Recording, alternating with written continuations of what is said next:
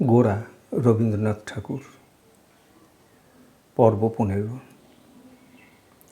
রাত্রে গোরা বাড়িতে ফিরিয়া আসিয়া অন্ধকার ছাতের উপর বেড়াইতে লাগিল। তাহার নিজের উপর রাগ হইল। রবিবারটা কেন সে এমন বৃথা কাটিতে দিল? ব্যক্তি বিশেষের প্রণয় লইয়া অন্য সমস্ত কাজ নষ্ট করিবার জন্য তো গোরা পৃথিবীতে আসে নাই। বিনয় যে পথে যাইতেছে সে পথ হইতে তাহাকে টানিয়া রাখিবার চেষ্টা করিলে কেবলই সময় নষ্ট এবং নিজের মনকে পীড়িত করা হইবে। অতএব জীবনের যাত্রাপথে এখন হইতে বিনয়কে বাদ দিতে হইবে। জীবনে গোরার একটিমাত্র বন্ধু আছে, তাহাকেই ত্যাগ করিয়া গোরা তাহার ধর্মকে সত্য করিয়া তুলিবে। এই বলিয়া গোরা জোর করিয়া হাত নাড়িয়া বিনয়ের সংস্রবকে নিজের চারিদিক হইতে যেন সরাইয়া ফেলিল। এমন সময় মহিম ছাতে আসিয়া হাঁপাইতে লাগিলেন। কহিলেন, মানুষের যখন ডানা নেই তখন এই তেতলা বাড়ি তৈরি করা কেন? ডাঙার মানুষ হয়ে আকাশে বাস করবার চেষ্টা করলে আকাশবিহারী দেবতার সয় না। বিনয়ের কাছে গিয়েছিলে? গোরা তাহার স্পষ্ট উত্তর না করিয়া কহিল, বিনয়ের সঙ্গে শশীমুখীর বিয়ে হতে পারবে না। কেন? বিনয়ের মত নেই নাকি? আমার মত নেই। মহিম হাত উল্টাইয়া কহিলেন, বেশ, এ আবার একটা নতুন ফ্যাসাদ দেখছি। তোমার মত নেই, এই কারণটা কি শুনি? আমি বেশ বুঝেছি বিনয়কে আমাদের সমাজে ধরে রাখা শক্ত হবে। ওর সঙ্গে আমাদের ঘরে মেয়ের বিবাহ চলবে না। ঢের ঢের হিন্দুয়ানি দেখেছি, কিন্তু এমনটি আর কোথাও দেখলুম না। কাশী ভাটপাড়া ছাড়িয়ে গেলে তুমি যে দেখি ভবিষ্যৎ দেখে বিধান দাও। কোন দিন বলবে স্বপ্নে দেখলুম খ্রিস্টান হয়েছ, গোবর খেয়ে জাতে উঠতে হবে। অনেক বকাবকির পর মহিম কহিলেন, মেয়েকে তো মূর্খর হাতে দিতে পারি নে। যে ছেলে লেখাপড়া শিখেছে, যার বুদ্ধি শুদ্ধি আছে, সে ছেলে মাঝে মাঝে শাস্ত্র ডিঙিয়ে চলবেই। সেজন্যে তার সঙ্গে তর্ক করো, তাকে গাল দাও, কিন্তু তার বিয়ে বন্ধ করে মাঝে থেকে আমার মেয়েটাকে শাস্তি দাও কেন? তোমাদের সমস্তই উল্টো বিচার। মহিম নিচে আসিয়া আনন্দময়ীকে কহিলেন, মা, তোমার গোরাকে তুমি ঠেকাও। আনন্দময়ী উদ্বিগ্ন হইয়া জিজ্ঞাসা করিলেন, কি হয়েছে? মহিম, শশীমুখীর সঙ্গে বিনয়ের বিবাহ আমি একরকম পাকা করে এনেছিলাম। গোরাকেও রাজি করেছিলাম। ইতিমধ্যে গোরা স্পষ্ট বুঝতে পেরেছে যে বিনয় যথেষ্ট পরিমাণে হিন্দু নয়। মনু পরাশরের সঙ্গে তার মতের একটু আধটু অনৈক্য হয়ে থাকে, তাই গোরা বেঁকে দাঁড়িয়েছে। গোরা বাঁকলে কেমন বাঁকে সে তো জানোই। কলিযুগের জনক যদি পণ করতেন যে বাঁকা গোরাকে সোজা করলে তবে সীতা দেব, তবে শ্রী রামচন্দ্র হার মেনে যেতেন, এ আমি বাজি রেখে বলতে পারি। মনু পরাশরের নিচেই পৃথিবীর মধ্যে সে একমাত্র তোমাকেই মানে। এখন তুমি যদি গতি করে দাও তো মেয়েটা তরে যায়। অমন পাত্র খুঁজলে পাওয়া যাবে না। এই বলিয়া গোরার সঙ্গে আজ ছাতে যা কথাবার্তা হইয়াছে মহিম তাহা সমস্ত বিবৃত করিয়া কহিলেন। বিনয়ের সঙ্গে গোরার একটা বিরোধ যে ঘনায়া উঠিতেছে ইহা বুঝিতে পারিয়া আনন্দময়ীর মন অত্যন্ত উদ্বিগ্ন হইয়া উঠিল। আনন্দময়ী উপরে আসিয়া দেখিলেন গোরা ছাতে বেড়ানো বন্ধ করিয়া ঘরে একটা চৌকির উপর বসিয়া আর একটা চৌকিতে পা তুলিয়া বই পড়িতেছে। আনন্দময়ী তাহার কাছে একটা চৌকি টানিয়া লইয়া বসিলেন। গোরা সামনের চৌকি হইতে পা নামাইয়া খাড়া হইয়া বসিয়া আনন্দময়ীর মুখের দিকে চাহিল। আনন্দময়ী কহিলেন, বাবা গোরা, আমার একটি কথা রাখিস। বিনয়ের সঙ্গে ঝগড়া করিস নে। আমার কাছে তোরা দুজনে দুটি ভাই, তোদের মধ্যে বিচ্ছেদ ঘটলে আমি সইতে পারবো না। গোরা কহিল, বন্ধু যদি বন্ধন কাটতে চায় তবে তার পিছনে ছুটোছুটি করে আমি সময় নষ্ট করতে পারবো না। আনন্দময়ী কহিলেন, বাবা, আমি জানি না তোমাদের মধ্যে কি হয়েছে, কিন্তু বিনয় তোমার বন্ধন কাটাতে চাচ্ছে এ কথা যদি বিশ্বাস করো তবে তোমার বন্ধুত্বের জোর কোথায়? গোরা, মা, আমি সোজা চলতে ভালোবাসি। যারা দুদিক রাখতে চায় আমার সঙ্গে তাদের বনবে না। দু নৌকোয় পা দেওয়া যার স্বভাব, আমার নৌকো থেকে তাকে পা সরাতে হবে। এতে আমারই কষ্ট হোক আর তারই কষ্ট হোক। কি হয়েছে বল দেখি? ব্রাহ্মদের ঘরে সে আসা যাওয়া করে, এই তো তার অপরাধ। সে অনেক কথা মা, হোক অনেক কথা, কিন্তু আমি একটি কথা বলি গোরা, সব বিষয়েই তোমার এত জেদ যে তুমি যা ধরো তা কেউ ছাড়াতে পারে না। কিন্তু বিনয়ের বেলায় তুমি এমন আলগা কেন? তোমার অবিনাশ যদি দল ছাড়তে চাইতো তুমি কি তাকে সহজে ছাড়তে? তোমার বন্ধু বলেই কি ও তোমার সকলের চেয়ে কম? গোরা চুপ করিয়া ভাবিতে লাগিল। আনন্দময়ীর এই কথাতে সে নিজের মনটা পরিষ্কার দেখিতে পাইল।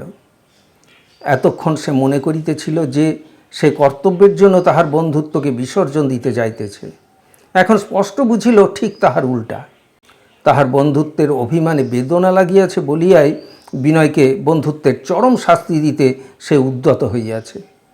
সে মনে জানিত বিনয়কে বাঁধিয়া রাখিবার জন্য বন্ধুত্বই যথেষ্ট, অন্য কোনো প্রকার চেষ্টা প্রণয়ের অসম্মান।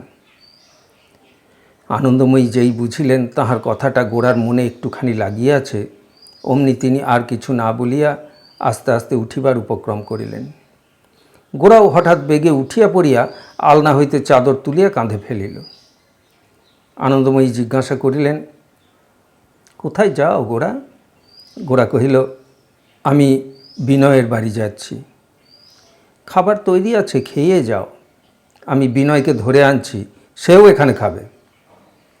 আনন্দময়ী আর কিছু না বলিয়া নিচের দিকে চলিলেন। সিঁড়িতে পায়ের শব্দ শুনিয়া হঠাৎ থামিয়া কহিলেন, ওই বিনয় আসছে। বলিতে বলিতে বিনয় আসিয়া পড়িল। আনন্দময়ীর চোখ ছলছল করিয়া আসিল। তিনি স্নেহে বিনয়ের গায়ে হাত দিয়া কহিলেন, বিনয় বাবা, তুমি খেয়ে আসনি? বিনয় কহিল, না মা, তোমাকে এইখানেই খেতে হবে। বিনয় একবার গোরার মুখের দিকে চাহিল। গোরা কহিল, বিনয় অনেক দিন বাঁচবে, তোমার ওখানেই যাচ্ছিলুম। আনন্দময়ীর বুক হালকা হইয়া গেল।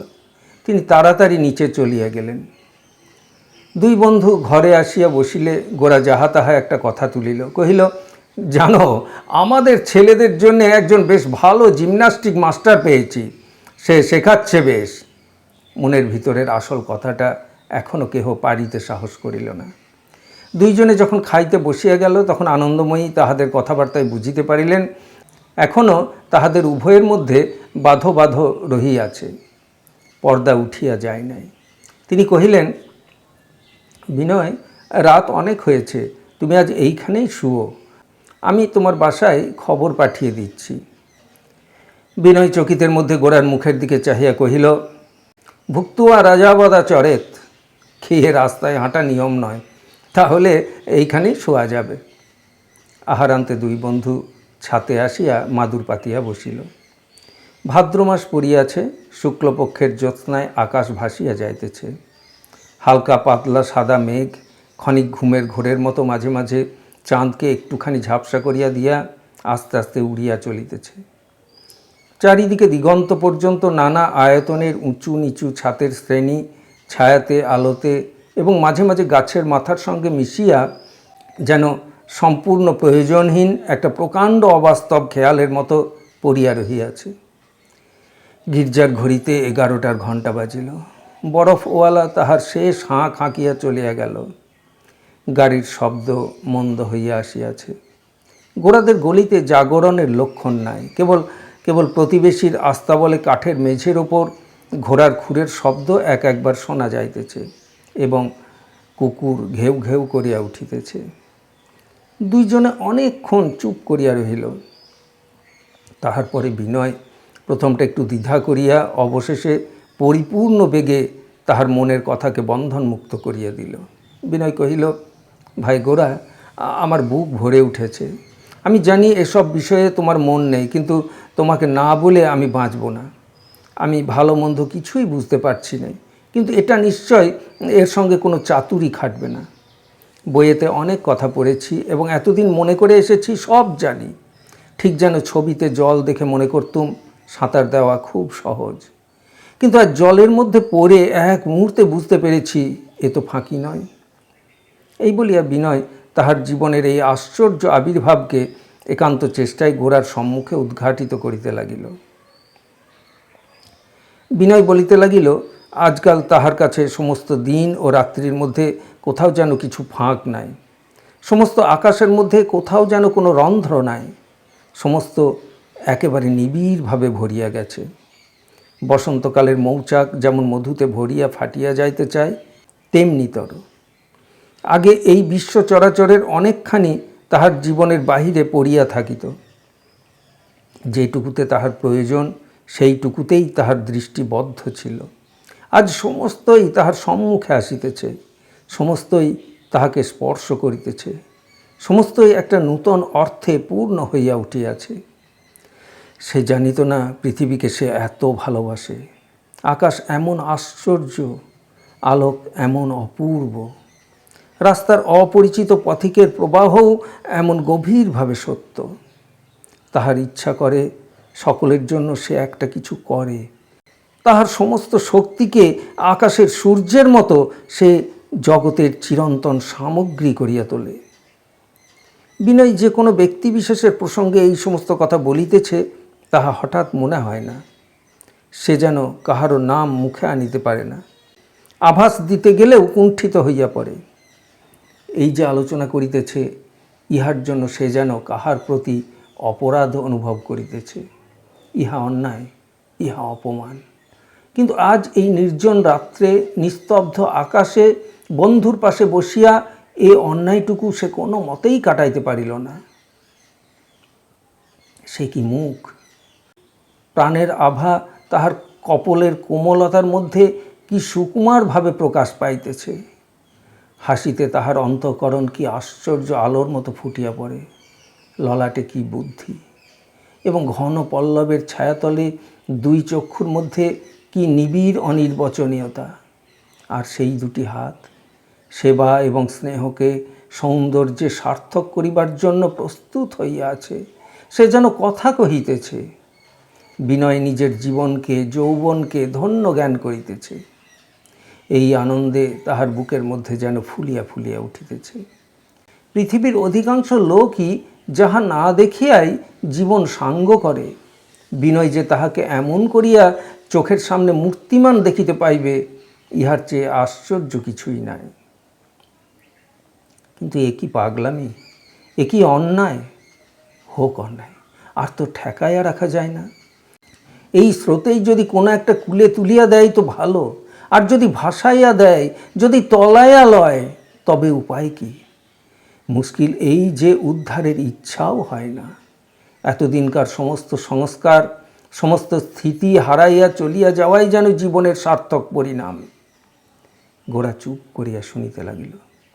এই ছাতে এমনি নির্জন নিষুপ্ত জ্যোৎস্না রাত্রে আরও অনেক দিন দুইজনে অনেক কথা হইয়া গেছে। কত সাহিত্য, কত লোক চরিত্র, কত সমাজ হিতের আলোচনা, ভবিষ্যৎ জীবনযাত্রা সম্বন্ধে দুইজনের কত সংকল্প। কিন্তু এমন কথা ইহার পূর্বে আর কোনো দিন হয় নাই। মানব হৃদয়ের এমন একটা সত্য পদার্থ, এমন একটা প্রবল প্রকাশ এমন করিয়া গোরার সামনে আসিয়া পড়ে নাই। এই সমস্ত ব্যাপারকে সে এতদিন কবিত্বের আবর্জনা বলিয়া সম্পূর্ণ উপেক্ষা করিয়া আসিয়াছে। আজ সে ইহাকে এত কাছে দেখিল যে ইহাকে আর অস্বীকার করিতে পারিল না। শুধু তাহাই নয়, ইহার বেগ তাহার মনকে ঠেলা দিল। ইহার পুলক তাহার সমস্ত শরীরের মধ্যে বিদ্যুতের মতো খেলিয়া গেল।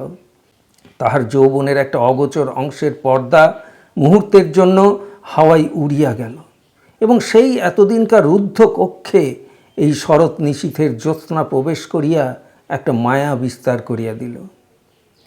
চন্দ্র কখন একসময় ছাদগুলার নিচে নামিয়া গেল। পূর্ব দিকে তখন নিদ্রিত মুখের হাসির মতো একটুখানি আলোকের আভাস দেখা দিয়াছে। এতক্ষণ পরে বিনয়ের মনটা হালকা হইয়া একটা সংকোচ উপস্থিত হইল। একটুখানি চুপ করিয়া থাকিয়া বলিল, আমার এ সমস্ত কথা তোমার কাছে খুব ছোট। তুমি আমাকে হয়তো মনে মনে অবজ্ঞা করছো, কিন্তু কি করব বলো?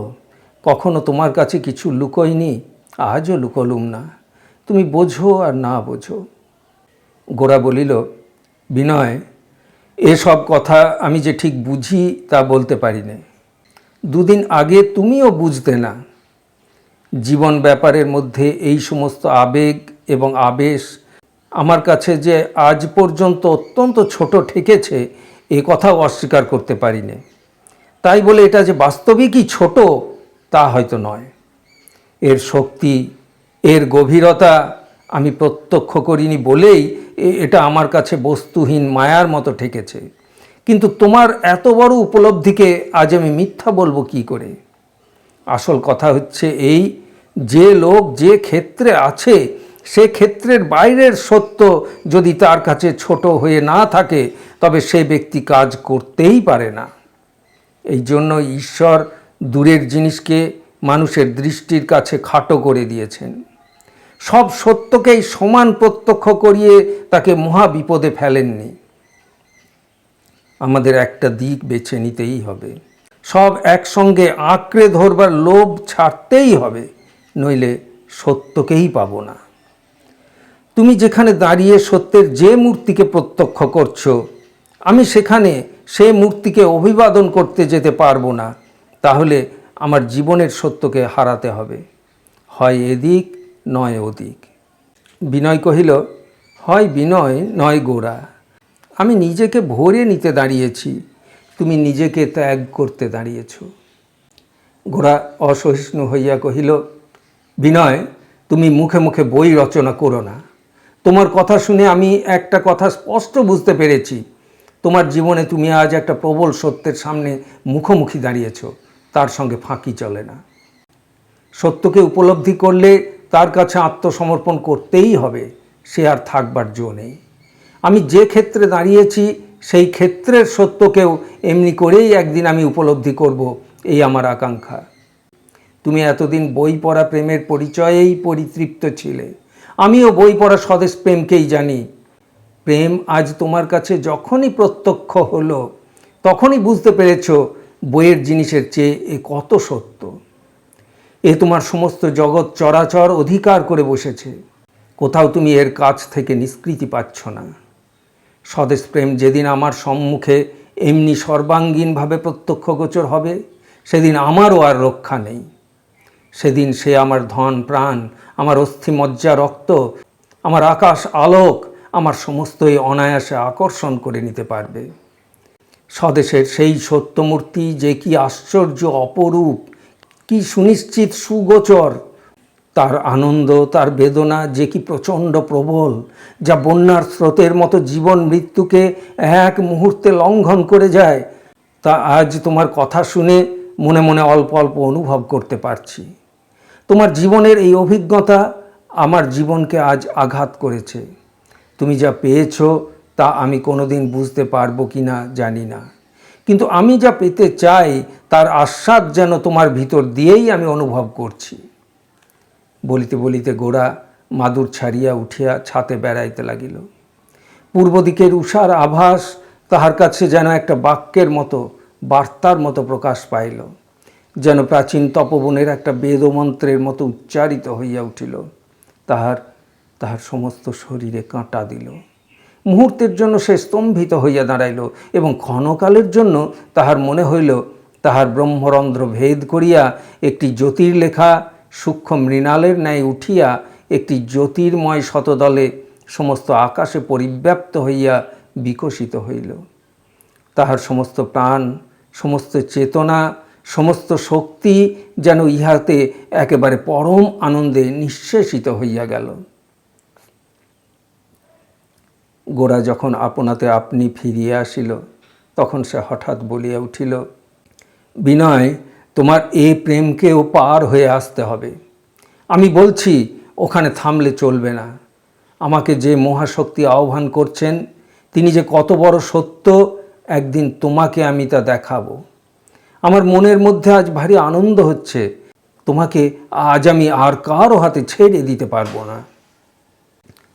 বিনয় মাদুর ছাড়িয়া উঠিয়া গোরার কাছে আসিয়া দাঁড়াইল। গোরা তাহাকে একটা অপূর্ব উৎসাহে দুই হাত দিয়া বুকে চাপিয়া ধরিল, কহিল, ভাই বিনয়, আমরা মরব, এক মরণে মরব। আমরা দুজনে এক, আমাদের কেউ বিচ্ছিন্ন করবে না, কেউ বাধা দিতে পারবে না।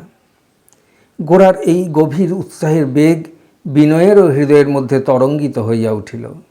সে কোনো কথা না বলিয়া গোরার এই আকর্ষণে আপনাকে ছাড়িয়া দিল। গোরা বিনয় দুইজনে নীরবে পাশাপাশি বেড়াইতে লাগিল। পূর্বাকাশ রক্তবর্ণ হইয়া উঠিল। গোরা কহিল, ভাই, আমার দেবীকে আমি যেখানে দেখতে পাচ্ছি সে তো সৌন্দর্যের মাঝখানে নয়।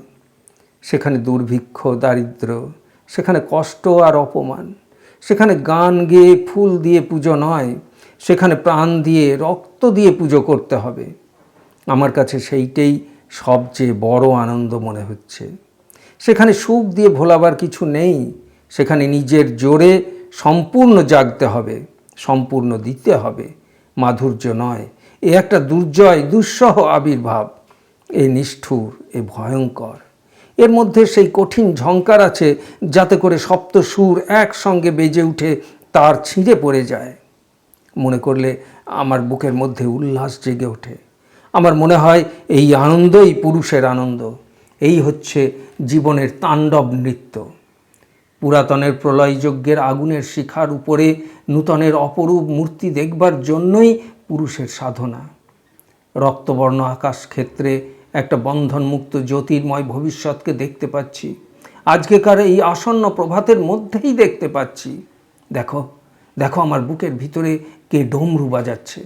বলিয়া বিনয়ের হাত লইয়া গোরা নিজের বুকের উপরে চাপিয়া ধরিল। বিনয় কহিল, ভাই গোরা, আমি তোমার সঙ্গেই যাব, কিন্তু আমি তোমাকে বলছি, আমাকে কোনোদিন তুমি দ্বিধা করতে দিও না। একেবারে ভাগ্যের মতো নির্দয় হয়ে আমাকে টেনে নিয়ে যেও। আমাদের দুইজনের এক পথ, কিন্তু আমাদের শক্তি তো সমান নয়। গোরা কহিল, আমাদের প্রকৃতির মধ্যে ভেদ আছে, কিন্তু একটা মহৎ আনন্দে আমাদের ভিন্ন প্রকৃতিকে এক করে দেবে। তোমাতে আমাতে যে ভালোবাসা আছে তার চেয়ে বড় প্রেমে আমাদের এক করে দেবে। সেই প্রেম যতক্ষণ সত্য না হবে ততক্ষণ আমাদের দুজনের মধ্যে পদে পদে অনেক আঘাত, সংঘাত, বিরোধ, বিচ্ছেদ ঘটতে থাকবে। তারপরে একদিন আমরা সমস্ত ভুলে গিয়ে, আমাদের পার্থক্যকেও, আমাদের বন্ধুত্বকেও ভুলে গিয়ে একটা প্রকাণ্ড, একটা প্রচণ্ড আত্মপরিহারের মধ্যে অটল বলে মিলে গিয়ে দাঁড়াতে পারব। সেই কঠিন আনন্দই আমাদের বন্ধুত্বের শেষ পরিণাম হবে। বিনয় গোরার হাত ধরিয়া কহিল, তাই হোক। গোরা কহিল, ততদিন কিন্তু আমি তোমাকে অনেক কষ্ট দেব। আমার সব অত্যাচার তোমাকে সইতে হবে, কেননা আমাদের বন্ধুত্বকেই জীবনের শেষ লক্ষ্য করে দেখতে পারবো না। যেমন করে হোক তাকেই বাঁচিয়ে চলবার চেষ্টা করে তার অসম্মান করব না। এতে যদি বন্ধুত্ব ভেঙে পড়ে তাহলে উপায় নেই, কিন্তু যদি বেঁচে থাকে তাহলে বন্ধুত্ব সার্থক হবে। এমন সময়ে দুইজনে পদশব্দে চমকিয়া উঠিয়া পিছনে চাহিয়া দেখিল আনন্দময়ী ছাতে আসিয়াছেন। তিনি দুইজনের হাত ধরিয়া ঘরের দিকে টানিয়া লইয়া কহিলেন, চলো, শোবে চলো। দুইজনেই বলিল, আর ঘুম হবে না মা। হবে বলিয়া আনন্দময়ী দুই বন্ধুকে জোর করিয়া বিছানায় পাশাপাশি শোয়াইয়া দিলেন এবং ঘরের দরজা বন্ধ করিয়া দিয়া দুজনের শিয়রের কাছে পাখা করিতে বসিলেন। বিনয় কহিল, মা, তুমি পাখা করতে বসলে কিন্তু আমাদের ঘুম হবে না। আনন্দময়ী কহিলেন, কেমন না হয় দেখব। আমি চলে গেলেই তোমরা আবার কথা আরম্ভ করে দেবে, সেটি হচ্ছে না। দুইজনে ঘুমায়া পড়িলে আনন্দময়ী আস্তে আস্তে ঘর হইতে বাহির হইয়া আসিলেন। সিঁড়ি দিয়া নামিবার সময় দেখিলেন মহিম উপরে উঠিয়া আসিতেছেন। আনন্দময়ী কহিলেন, এখন না, কাল সমস্ত রাত ওরা ঘুমোয়নি, আমি এইমাত্র ওদের ঘুম পাড়িয়ে আসছি। মহিম কহিলেন, বাস রে, একেই বলে বন্ধুত্ব। বিয়ের কথাটা উঠেছিল কি জানো? জানি নে, বোধহয় একটা কিছু ঠিক হয়ে গেছে। ঘুম কখন ভাঙবে বলো দেখি? শীঘ্র বিয়েটা না হলে বিঘ্ন অনেক আছে। আনন্দময়ী হাসিয়া কহিলেন, ওরা ঘুমিয়ে পড়ার দরুন বিঘ্ন হবে না, আজ দিনের মধ্যেই ঘুম ভাঙবে।